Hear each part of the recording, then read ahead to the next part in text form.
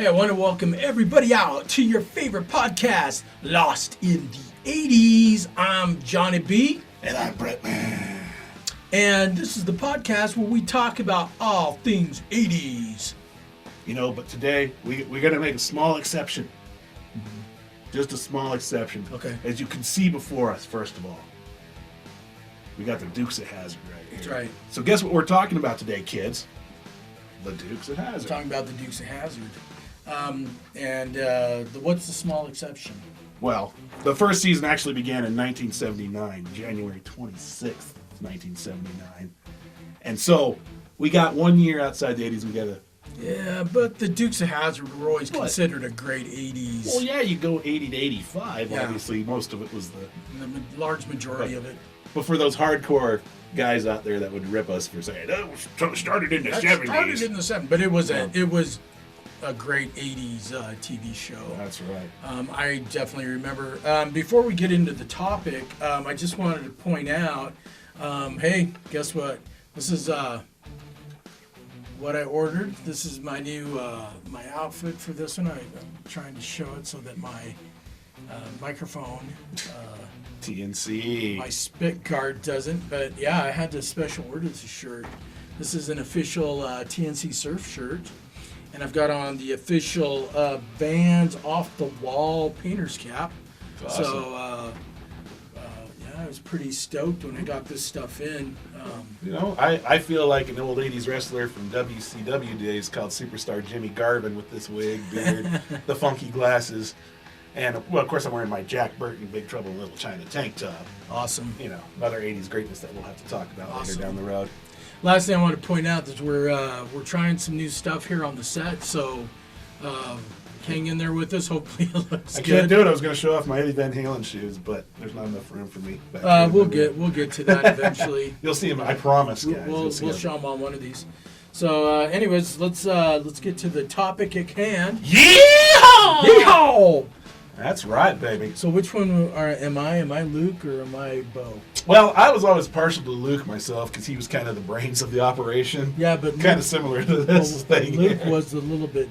Was Luke darker? Or? No, Luke just had dark hair. Yeah, but he was still white. He was white, but he was Bo. He had dark hair, and Bo was blonde. So I don't know, but here's what we have in common. No matter which character we want to call ourselves, we're cousins. They're cousins. Yeah. So we got that going on. We got that. We're the Bryans of Pocatello or Bandit County. There we go. That's right. We're the Bryans of Bandit County. I don't know if I've done any jumps though in I can't say cars. I want to admit to that either. Yeah. Which we might, and I know that we're getting off a little bit off topic, right. But I got one of our podcasts. We're going to talk about our first cars in the 80's. Word. Yeah. I dig it. We both own Dodge Daytonas, so. But I can't. That was the 80's. Mine was a 90. Yeah, that was 90's. I think yours was an 80s model. I think mine was a 90. I think mine was 89. Mine was a 90 Dodge Daytona. Yeah, because I had it in college, and if it was college, it's definitely 90s. So. And I could be wrong about this for the Dodge enthusiasts, but I believe the Daytona was the eventual replacement for the Charger. Yeah, it was. They were had interesting cars, but we digress again. Once again. Always digress. we need to get into Hazzard County. We got a lot to talk about. Exactly. Today. Well, my gosh. Let's go ahead. Dukes of Hazzard was, like you said, it started on January 26, 1979. Ran for 7 seasons. And it's a good run back in those days. Yeah, great run. And final episode was February 8, 1985. Yeah, not bad. 7 seasons, over 6 years, not too shabby. Yeah. So. Yeah, but I mean, you know, obviously you and I both grew up during that era. Exactly. And it was just a fun show for, kids. Oh yeah, it was a great show. I remember, it kind of had its formula. Oh, of course. The Boss Hogg was the villain, and Enos was the good cop. Roscoe was the bad cop. Working with Boss Hogg. Cooter was just the lovable mechanic guy out there. Everybody liked Daisy and her Daisy. Well, and that's interesting how Daisy Dukes are still a thing. If you say Daisy Dukes, You know, and I'll reference a lot of like making ofs Yeah. that I watched on this show. Catherine Bach said that she could wear the Daisy Dukes. The network would let her wear the Daisy Dukes, but she had to wear like nylons underneath it. She couldn't have bare legs underneath. So they're there filming in Southern California in the sun. I'm sure she was very comfortable, about as comfortable as I am in this wig right now. That's interesting, you know, because I never lights. noticed that she was wearing nylons. Yeah, that's a whole thing, right? Yeah, but she definitely was, you know, a sex symbol of her time. And she was hot. I remember that infamous poster. I won't recreate the pose, but it was hot, and It was on fire. on fire. It was on fire. All right. Okay, All right. So did we talk about the creator yet? I don't think we didn't. Okay, so this show was created by Guy Waldron, and you know, you think of the premise: couple cousins that were living with their uncle Jesse, who used to be a former moonshine runner. These guys were stock car racers. Yep. And they ended up, you know, just having all sorts of hijinks. You know, outsmarting Boss Hogg all the time for his little corrupt ideas and his planned bank robberies for his own bank. Yeah. His moonshine running. Yeah. But what a colorful cast of characters, like we were talking about earlier. But real quick, we'll cover the actors that played them all. All right, you ready for this one? I'm ready. All right, so we had Luke Duke, played by Tom Wopat. Bo Duke, played by John Schneider. Everyone knows him. Yep. Daisy, played by Catherine Bach. Uncle Jesse was played by Denver Pyle. Cooter, played by Ben Jones. Enos, played by Sonny Schreier. Boss Hogg, played by Sorrel Book. Roscoe was played by James Best. And Cletus was played by Rick Hurst. And then one of the most famous unnoted characters, obviously, would be that infamous song, Just the Good Old Boys. Yeah. Started out by the narrator, balladeer of the show, and also sang the title song, Waylon Jennings, big country star, obviously, Exactly. at the time. And then the biggest star of the show, I'll let you introduce the biggest star of the show. Well, the biggest star of the show was the General Lee, of course. Yeah, exactly. A Dodge Challenger. Charger. Sorry. Not Challenger, Charger. Beautiful car, great. You know, one and only paint job. I mean, infamous paint job. I mean, just incredible car and always doing the jumps. It was, and you know, I don't know the total of how many cars they went through for that show, but I remember hearing a story on one of the making of documentaries I watched. Is like they would literally be filming, and if someone drove by in a Dodge Charger that was like that 68 to 70 model, they would like try and stop them and buy the car just because they'd go through so many cars in an episode that they didn't have time to fix them. Yeah. And so they'd buy the car off some guy on the street just driving. Guys, hey man, we need your car. We need another General. Yeah, but you know, and it's fun going back and you watch the show now, and you know, as a kid, you're like, whoa, that thing just jumped over all this. But you watch the landings. Yeah. And you see why they went through so many Chargers on that show. I mean, it's crazy. Yeah. One thing I wanted to bring up, one thing that I always found fascinating about the show is that in order to be safe, all they had to do was cross the county line. Well, yeah, they always went into Chickasaw County. Chickasaw County. That was the other county they'd always go into. Yeah. Until that sheriff started going after him too. Yeah. But Which was interesting because there was a black sheriff in the other in the south. In the of south all places, in absolutely. the other county. Chickasaw County Sheriff. Yeah. There was a black sheriff over He there. was. I always thought it was funny he wore that motorcycle helmet while he drove his car. Yeah. To chase. Yeah, I always But noticed that's a that whole too. other thing. And Chickasaw County just didn't seem to be as cool as Hazzard.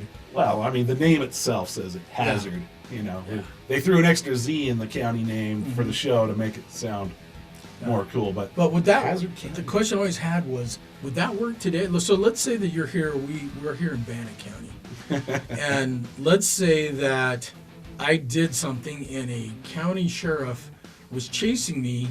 Would all I need to do is get across that county line into like Power County or negative, good buddy. Yeah. Because, you know, of course, nowadays, of course, the communications are so much more technologically advanced. But even then, they'd radio ahead to another county and say, hey, we got this 69 orange Dodge Charger heading for your county line. We're in hot pursuit, as Sheriff Roscoe would say. Hot pursuit. Yeah, but in the show, the sheriffs didn't like each other. No, Roscoe and Oh man, I wish I could remember that sheriff's name from Chickasaw County. Yeah, I They can't didn't remember like his each name. other either. But that was part of what made it so good too. Yeah, exactly. All they had to do was get across that county line, and they were home. It was like, hide and seek or tag, and they had the safe base. They could All just they had to do is get across that line. Jump or cruise across that line, pull their little e-brake stop. Hey, Roscoe. Yeah. And a lot of times, didn't they like jump that line? I mean, Well, yeah. didn't they do a jump into Chickasaw County? Oh, so many times, of course. And I think that same jump was used in a lot of shots in a lot of the shows later in the season. But that's one thing I want to talk about. The most famous jump, and it's going to be probably hard to see on this, is this infamous jump right here. It's in the opening credits. They hit this jump, just boom, you can just see the car hit that jump, all that dirt flying up as they hit it. But it was just an iconic jump, and they used it so much. I think in the first couple seasons, they actually used a different jump where they're jumping over Roscoe's police car as he's under this ramp that just happens to be a construction zone in Hazzard County. Well, I thought it was an old bridge that was like. That was, I think, this jump here that I was just talking about. That was the later seasons. But yeah, and of course, watching it as you're older, you kind of pick up on some of those same jumps that are reused throughout the footage. But it was funny. I think Tom Wopat said later on in one of these making ofs I watched that as they got into like season 5, 6, and 7, it was pissing Tom Snyder John Schneider, not Tom Schneider.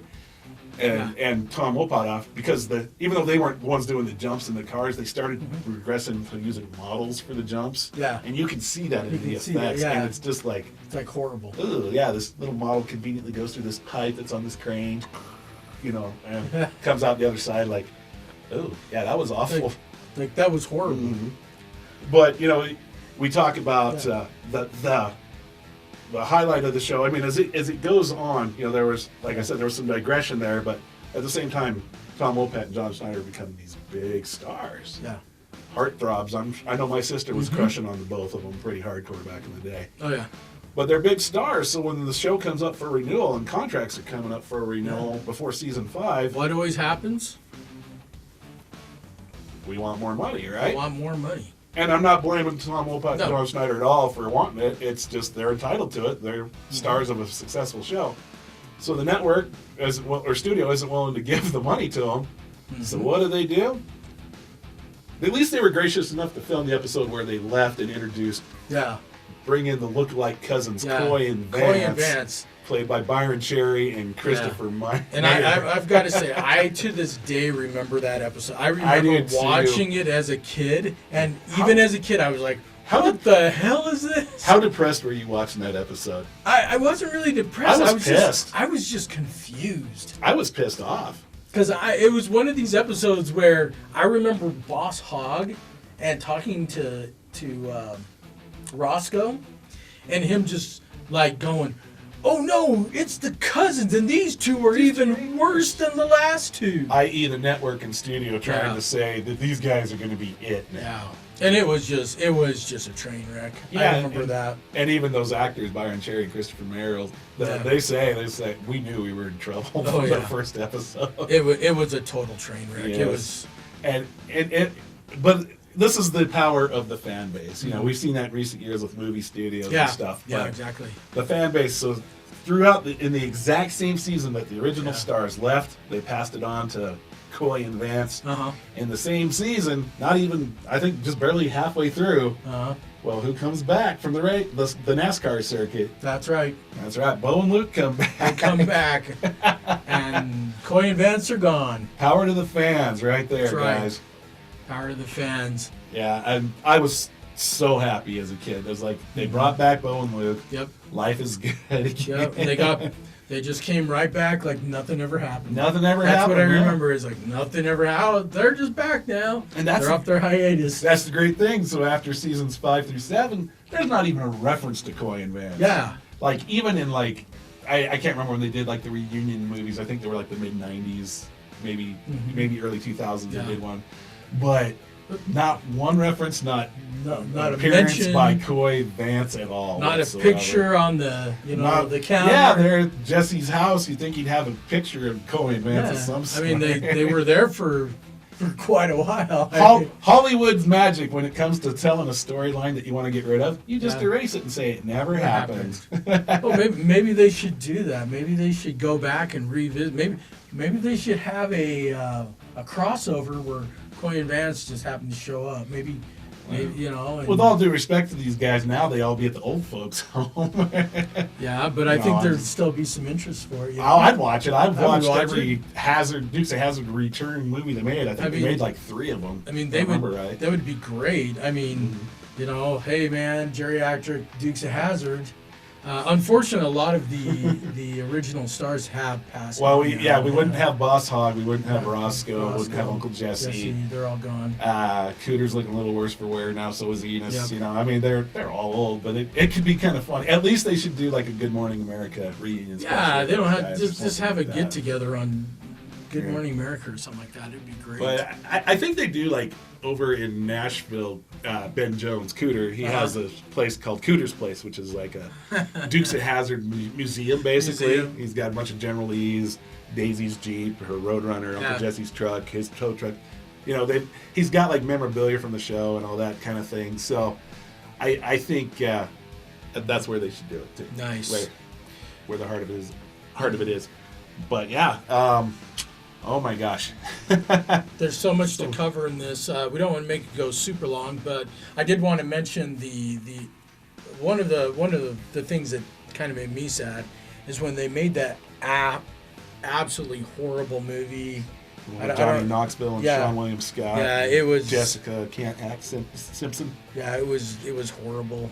It was rough. I liked some of the jumps. I liked some of the humor in it, but to me, it just wasn't the wholehearted pure goodness of this show. This show just made this. I don't know. It just made it so much more entertaining, more fun, more pure. It was original. Exactly. You know. And again, it makes us miss the 80s and, you know, back then when, you know, I don't know if they could do they wouldn't make a remake of this in today. Not that they would do a good job, but they couldn't even make a remake of this show on TV. It would be really hard to do.